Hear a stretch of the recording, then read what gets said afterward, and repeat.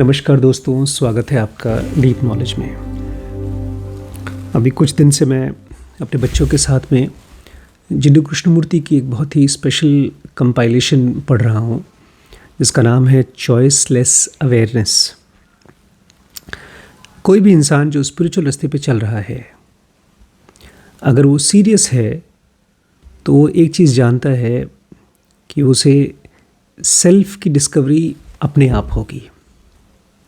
चाहे वो किसी भी गुरु को कितनी भी मन से फॉलो करे, उसका सेल्फ रियलाइजेशन, आत्मज्ञान खुद से होगा। और जिसे ये बात समझ में आ जाता है, उससे ये भी एहसास होना शुरू हो जाता है कि अपने बारे में हमें अपनी अवेयरनेस में पता चलेगा। जब मैंने पहली बार इस शब्द को सुना था, अवेयरनेस, उस समय मैं MBBS फर्स्ट ईयर में था और मैंने कभी भी इस शब्द को अलग से नहीं सुना था। स्कूल्स में और कॉलेज में हमेशा किसी न किसी चीज़ के साथ जोड़ते थे। जैसे हमारे टीचर कहा करते थे, are you aware that on Saturdays you are suppose to be wearing white clothes? क्या आपको पता है कि आपको शनिवार को सफ़ेद रंग के कपड़े पहनने हैं? तो इस तरह से किसी न किसी चीज़ के प्रति हमको अवेयरनेस बताया जाता था, होगा अंग्रेज़ी भाषा में। लेकिन जब मैं पहली बार जिंडू कृष्णमूर्ति को मैंने सुना, उस समय तो नहीं समझ में आया था। लेकिन बाद में जब मैं एक ज़िनोगी बना, तब मुझे पहली बार एहसास हुआ कि अवेयरनेस अपने आप में एक अलग एंटिटी है, एक ऐसा पानी जिसके अंदर कोई इम्प्योरिटी नहीं है। पानी मतलब हमारे मन की वो स्टेट जिसमें कोई भी थॉट नहीं है, कोई डिज़ायर नहीं है, कोई सफरिंग नहीं है। और इसी को समझाने के लिए कृष्णमूर्ति चॉइसलेस अवेयरनेस कहा करते थे कि आपको जीना होगा, चॉइसलेसली अवेयर होकर जीना पड़ेगा। तो मैं चाहूँगा आप मेरे साथ इस सीरीज़ में रहें। dkbrains.com पे मैंने इस पूरी सीरीज़ को बनाना शुरू किया है बच्चों के साथ में, और मुझे बड़ी खुशी हो रही है क्योंकि मेरा बेटा श्रीश, जो केवल 15 साल का है, उसे अवेयरनेस के बारे में पहली बार पता चला है इसी उम्र में। कुछ दिन पहले मुझसे कह रहा था, पापा मैं अवेयर हो गया कि मुझे गुस्सा आया। वो मुझे ये शिकायत नहीं कर रहा था कि स्कूल में किसी बच्चे ने उसको परेशान किया, किसी ने उसको नाराज़ किया। वो कहता है कि वो अवेयर हो गया कि उसे गुस्सा आया है। अभी 2 दिन पहले उसने मुझसे कहा कि मेरे मन में एक डाउट आया, मतलब श्रीश को, मेरे बेटे को डाउट आया कि मुझे अंडा खाना चाहिए कि नहीं खाना चाहिए। अब एज ए पेरेंट हम लोग बहुत स्ट्रिक्ट नहीं हैं बच्चों के साथ में, एक फ्रीडम है, आप कुछ भी खा सकते हैं। लेकिन फिर भी हम लोग अपने घर में कोई नॉन वेजिटेरियन खाना नहीं खाते हैं, अंडा नहीं खाते हैं। लेकिन फिर भी उसके मन में ये डाउट आया कि मुझे खाना चाहिए कि नहीं खाना चाहिए। अगर वो अनअवेयर होता तो स्ट्रेट अवे उसकी इंस्टिंक्ट जो उससे कह रही है, जो उसको खाने का मन कर रहा है तो खाता, नहीं खाने का मन कर रहा तो नहीं खाता। लेकिन उसने अपनी अवेयरनेस में इस सवाल को रखा। उसने खाया नहीं, लेकिन आकर के मुझसे बात करना चाहता था, पूछना चाहता था। अब हम में से ज़्यादातर लोग जब भी कुछ करते हैं, वो सही है या गलत, उसके बारे में बाद में पता चलता है। जब कोई सज़ा देता है या हमें खुद किसी चीज़ के बारे में बाद में नुकसान होता है, तो हमको लगता है वो गलत हुआ। और यही फ़िलॉसफी हम लोग हमारी सोसाइटी में भी यूज़ करते हैं। किसी इंसान को गलत के बारे में तब पता चलता है जब वो कोई क्राइम या कोई बहुत बड़ा मिस्टेक कर देता है, इतनी बड़ी मिस्टेक कि सोसाइटी उसको माफ़ नहीं कर सकती। फिर उसके ऊपर केस चलते हैं, उसे जेल होता है। लेकिन यंग एज से बच्चों के मन में अगर अवेयरनेस का दिया जल सके और वो दिया बड़ा होकर के एक मशाल बन सके, जिसको कृष्णमूर्ति कहा करते थे चॉइसलेस अवेयरनेस, तो मुझे लगता नहीं है कि इस दुनिया में किसी भी टाइप की जेल की ज़रूरत होगी। अवेयरनेस एक बड़ी ख़ास टाइप की एंटिटी है, बहुत सटल, बहुत पावरफुल, लेकिन साथ ही साथ बहुत आसानी से मिस हो जाने वाली चीज़। ये उस सुबह की भोर की तरह है जिसकी खूबसूरती आपको जीना होगा। क्योंकि जब तक आप खुद नहीं रियलाइज़ करते हैं, अपने आप से ये नहीं पूछते हैं कि अवेयरनेस क्या होता है, तब तक ये दिया जलता नहीं है। बल्कि आज ही मैंने एक सीरीज़ चालू की है ब्रांडिंग के ऊपर। उसमें हम लोग सीखते हैं कैसे एडवर्टाइज़र्स ब्रांड्स को समझते हैं। मैंने पहली बार ये चीज़ बच्चों के साथ शेयर की, आप भी देखिएगा वो सीरीज़, उसका नाम है एल्केमी ब्रांडिंग 2024। मैं उसको जल्दी लाने वाला हूँ dkbrains.com पे।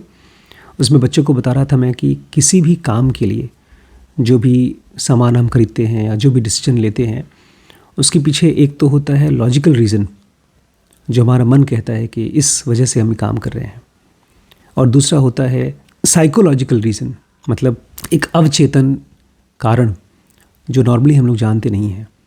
और जिन लोगों ने भी किसी भी बड़े प्रोडक्ट को, किसी बड़े बिज़नेस को क्रिएट किया है, तो वो आपके साइकोलॉजिकल रीज़न को समझते हैं। एनीवेज़, वो तो बात हुई बिज़नेस की, लेकिन अगर आप एक स्पिरिचुअल रास्ते पे हैं, कोई ध्यान करने की कोशिश कर रहे हैं, किसी गुरुजी के साथ में आश्रम में हैं, स्क्रिप्चर्स पढ़ रहे हैं, आप किसी गुरु के साथ एक सोशल सर्विस में हैं, किसी मिशन पे हैं, आप कुछ भी कर रहे हैं, आपकी ग्रोथ होगी आपकी अवेयरनेस से। और खाली अवेयरनेस बढ़ाने की कोशिश मत करिए, इस अवेयरनेस की दिए में आपको कुछ पकड़ना है। कृष्णमूर्ति कहते हैं, अगर आप वो चीज़ डिस्कवर करना चाहते हैं जो टाइम के बियॉन्ड है, जो इस शरीर के और इस ब्रह्मांड के फिजिकल वर्ल्ड के बियॉन्ड है, उसके लिए विचारों को ख़त्म होना होगा। अब इतनी बात सुन करके विचार ख़त्म नहीं हो जाते, तो विचार कैसे ख़त्म होंगे? कृष्णमूर्ति कहते हैं कि ये माइंड है, ये थॉट है जो समय क्रिएट करता है। मतलब इसी समय आप मेरी बात सुन रहे हैं, आपके कमरे में घड़ी चल रही है, सूरज इस समय ढल चुका है, रात का टाइम है, ये सब चीज़ें चल रही हैं, लेकिन फिर भी कृष्णमूर्ति कहते हैं टाइम बाहर से नहीं, हमारे मन से क्रिएट होता है। अब एक बहुत ही सटल चीज़ है जो आपकी अवेयरनेस में अगर आ गई तो फिर आप मिस नहीं करेंगे, आपकी मेमोरी उसको हेल्प करेगी हमेशा पकड़ने के लिए। कृष्णमूर्ति कहते हैं कि विचार ही समय है। प्लीज़ इसको थोड़ा सा मेरे साथ धीरे धीरे चलकर पकड़िए। विचार ही समय है, और हर वो चीज़ जो हमारा विचार प्रोजेक्ट करता है, बताता है, वो भी इसी टाइम के दायरे के अंदर होगा। और इसीलिए विचार अपने बियॉन्ड नहीं जा सकता। पूरी जुगत लगा देते हैं कृष्णमूर्ति कि आप विचार ना करें, एक सेकंड के लिए ही सही, लेकिन विचार ना करें, क्योंकि विचार अपने बियॉन्ड नहीं जा सकता। तो क्या चीज़ है जो अपने बियॉन्ड जा सकता है? अब यहाँ से कृष्णमूर्ति ब्रेक का ज़्यादा इस्तेमाल करते हैं, एक्सीलेटर का नहीं।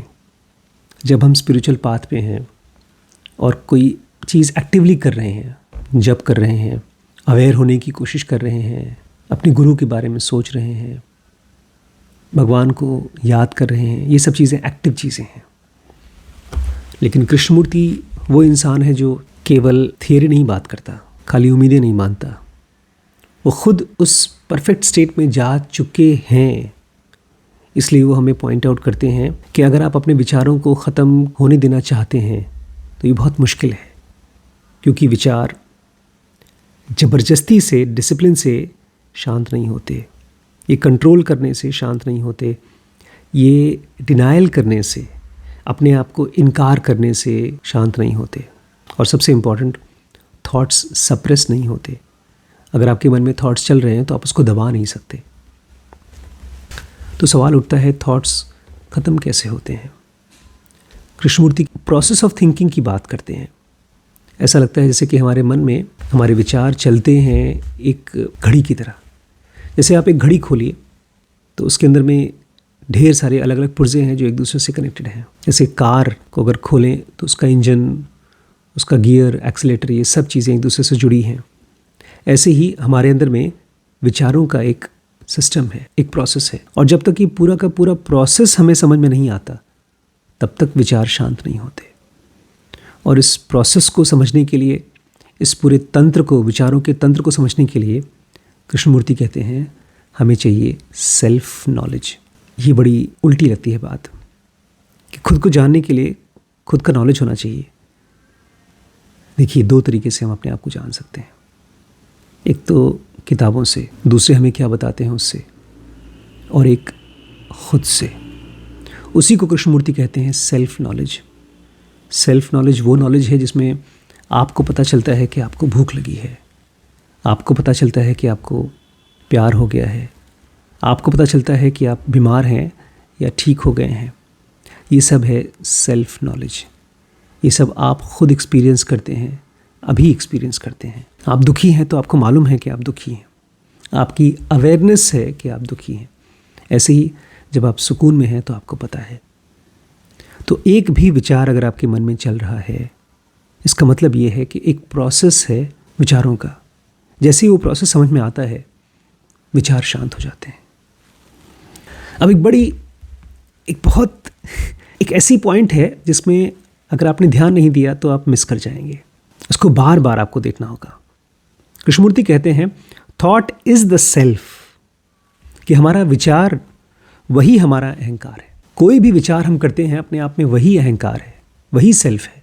कोई भी विचार एक शब्द है जो मैं के साथ आइडेंटिफाई करता है। अब देखिए, जब आप किसी को देखते हैं, वो आदमी अगर आपसे अमीर है तो आपको गरीब महसूस होता है। आपको उसके बारे में नहीं पता चलता, आपको अपने बारे में पता चलता है कि आप उसके कंपैरिजन में कैसा है। आप किसी खूबसूरत इंसान को देखते हैं तो आपको ये नहीं दिखाई देता कि वो खूबसूरत है, आपको ये दिखाई देता है कि हाँ यार, ये इंसान तो मुझसे जुड़ा होना चाहिए। तो 24 घंटे हमारा थॉट एक मैं के थॉट की तरह काम करता है। खैर, हम में से बहुत से ऐसे लोग हैं जो छोटी मोटी चीज़ों के ऊपर उठ चुके हैं। किसी का पैसा, किसी का सेक्स, किसी की पावर हमें डिस्टर्ब नहीं करेगी, क्योंकि हम अपने आप को स्पिरिचुअल मानते हैं। कृष्णमूर्ति इस पे भी हमको आगाह करते हैं, सावधान करते हैं कि थॉट्स का अलग अलग लेवल है। कुछ लोग हैं जो अपने आप को कपड़े के साथ, फ़ोन के साथ, कंप्यूटर के साथ जोड़ते हैं, लेकिन कुछ लोग हैं जो अपने आप को जोड़ते हैं ईश्वर के साथ, देवताओं के साथ, गुरुओं के साथ या स्पिरिचुअलिटी के साथ। अगर आप उसको लेकर के भी सोच रहे हैं तो आप अपने बारे में सोच रहे हैं। वो थॉट्स आपका एक अहंकार बन गया है। उसके बाद कृष्णमूर्ति इतने ऑनेस्ट हैं, इतने ईमानदार हैं कि वो बताते हैं विचार किसी एक लेवल पे नहीं होते, वो बहुत से लेवल्स पे होते हैं। बहुत सी एंटिटीज़ होती हैं और ये बहुत सी एंटिटीज़ एक दूसरे के अगेंस्ट बोलती हैं। हम एक ही सेंटेंस में बोलेंगे कि हमें शांत होना है और हम बोलेंगे भी कि हमें शांत होना है। मतलब अगर हमें शांत होना है तो मुंह बंद होना चाहिए, मन चुप हो जाना चाहिए, लेकिन हम बोलते जाएंगे कि हमें शांत होना है और हमारे मन में से विचार भी निकलते रहेंगे। ये है प्रोसेस ऑफ थॉट, जो समझ में आते ही गायब हो जाता है। कृष्णमूर्ति कहते हैं इसीलिए तुम्हें कांस्टेंट अवेयरनेस होना चाहिए। अपने अंदर में कांस्टेंट मतलब 24 घंटे का एक अवेयरनेस होना चाहिए हर चीज़ का, जिसमें कोई चॉइस नहीं होनी चाहिए। अगर आप किसी विचार को देख रहे हैं, किसी परिस्थिति को समझने की कोशिश कर रहे हैं, तो उसमें चॉइस नहीं होना चाहिए। आपको ये नहीं कहना चाहिए कि ये मेरा है, मैं इसे पाना चाहता हूँ, मुझे डर लग रहा है। इसके साथ साथ आपके मन में ये भी नहीं आना चाहिए कि ये ख़राब है, ये बदसूरत है। देखिए, जब आपके सामने कोई चीज़ दिखाई जा रही है, मान लीजिए आपके सामने एक प्लेट में भोजन आ गया, आप किसी के मेहमान बन के गए हैं और आपने जैसे ही पहला निवाला खाया, आपको लगता है बेकार है, पसंद नहीं आता, और आप उस खाने को छोड़ देते हैं। तो ये है चॉइस, खाने में चॉइस। ठीक है, खाने में आप चूज़ कर लीजिए, कोई प्रॉब्लम नहीं है। लेकिन जब आप विचारों में चॉइस करते हैं, तब आप विचारों में ही घूमते हैं। आप चाहते हैं ना कि आपके विचार शांत हो जाएं। वो होगा तब जब आप देखना शुरू करेंगे, बिना किसी जजमेंट के देखना शुरू करेंगे। और अगर कोई जजमेंट हो रहा है, कोई सही या गलत आप किसी चीज़ को बोल रहे हैं, तो वो भी दिखना चाहिए। चॉइसलेस अवेयरनेस का मतलब ये नहीं है कि आप चीज़ों को अच्छा या बुरा ना बोलें। चॉइसलेस अवेयरनेस मतलब आपको जैसे ही पता चलता है कोई चीज़ अच्छी है या बुरी है, आप उसको भूलें ना, आपको याद रहे। जैसे एक डॉक्टर होता है, जब पेशेंट को काटता है, ऑपरेशन करता है, उसको पता है कि खतरे कितने हैं। आपको पता होना चाहिए खतरे क्या है। हम चीज़ों को देखते हैं, खाली वही चीज़ें देखना चाहते हैं जो पसंद है, जो नापसंद है उसको हम फेंकना चाहते हैं। कृष्णमूर्ति कह रहे हैं हमारे अंदर में एक ऐसी कैपेसिटी होनी चाहिए ताकि हम हर चीज़ को वैसा देख सकें जैसी वो है। हमें ये नहीं करना है कि उसे डिस्टॉर्ट कर देना है, ट्रांसलेट कर देना है अपने सेल्फ के कॉन्टेक्स्ट में। हम हर चीज़ को ऐसे कहते हैं ये मुझे पसंद है, ये मुझे नापसंद है, ये अच्छी है, ये बुरी है। अच्छी बुरी का मतलब जो मुझे पसंद है वो अच्छा है। आज मैं 4 घरों में गया था अपने 4 दोस्तों से मिलने। एक घर बहुत बहुत गरीब था, दीवार पे सीमेंट नहीं था, घर में कोई पंखा नहीं था, पानी का नल भी नहीं था। बच्चे ने बहुत प्यार से बुलाया था। एक घर में गया जिसमें एक ही कमरे में 3-3 एयर कंडीशन लगे हुए थे। उस उसको देख के लगता था ताज होटल। दोनों घरों में इतना कॉन्ट्रास्ट था कि मन कहता है एक अच्छा है एक बुरा। वो मन के अंदर में जो हलचल होती है अच्छे और बुरे के साथ में, वो आपको पता होना चाहिए। आप ऐसा ना करें कि एक गरीब घर को देख करके ऐसे करें, नाक सिकोड़ें, और एक अमीर घर को देख करके वाव करें। हमारे अंदर में एक कैपेसिटी होनी चाहिए चीज़ों को उसी रूप में देख पाना जैसी वो हैं, और इसको इमोशनल नहीं बनाना। क्योंकि जैसे ही हम किसी चीज़ को जज कर देते हैं, अच्छा या बुरा बोलते हैं, हम तुरंत उस सच्चाई को डिस्टॉर्ट कर देते हैं। अगर आप किसी चीज़ को अच्छा बोलते हैं, इसका मतलब आप अपने आप को उससे जोड़ना चाहते हैं। कोई चीज़ अगर आपके लिए बुरी है, इसका मतलब आप उससे भागना चाहते हैं। और जब तक ये दौड़ भाग चलती रहेगी मन के लेवल पे, तब तक मुक्ति नहीं है। तब तक हम अपने आप को डिस्कवर नहीं कर सकते कि हम क्या हैं। कृष्णमूर्ति कहते हैं हर एक क्षण में हमें अपने आप को ठीक वैसे देखना है जैसे हम हैं, और इसके लिए हमें कोई जस्टिफिकेशन देने की ज़रूरत नहीं है, कोई कंडमनेशन, कोई ग्लानि फील करने की ज़रूरत नहीं है। इसी से आता है फंडामेंटल ट्रांसफॉर्मेशन। जो एनलाइटनमेंट आप बोलते हैं वो इसी से आता है। और एक बार आप चीज़ों को जैसा है वैसा देख पाते हैं बिना इमोशनल हुए, तो वही है विजडम की शुरुआत, बोध की शुरुआत। दोस्तों, स्पिरिचुअलिटी 24 घंटे का काम है, यहाँ तक कि जब आप सो रहे हैं तब भी। जैसे जैसे आप छोटी छोटी बातों के प्रति अवेयर होना शुरू करेंगे, आपको केवल वो घटनाएं नहीं पता चलेंगी, आपको अपने बारे में भी पता चलेगा। और जितना आपको अपने बारे में पता चलेगा, उतना ही आप एनलाइटमेंट के पास पहुँचते जाएंगे। चॉइसलेस अवेयरनेस का मतलब ये नहीं है कि आप किसी चीज़ को रोकें या कोई स्पेसिफिक थॉट प्रोड्यूस करें। जब आप ये कहते हैं कि ये ईश्वर उससे अच्छा है, मेरे ध्यान का तरीका उससे आसान है, ये सारी की सारी चीज़ें माइंड का कोशिश है सच को डिस्टॉर्ट करने की, अनजाने में ही। जो कुछ भी हो रहा है आपके अंदर में, उसे देखते जाइए और उससे फ्री होते जाइए। देखने से ही फ्रीडम आती है, उसको बदलने से नहीं। सच को उसके प्योरेस्ट फॉर्म में देखिए।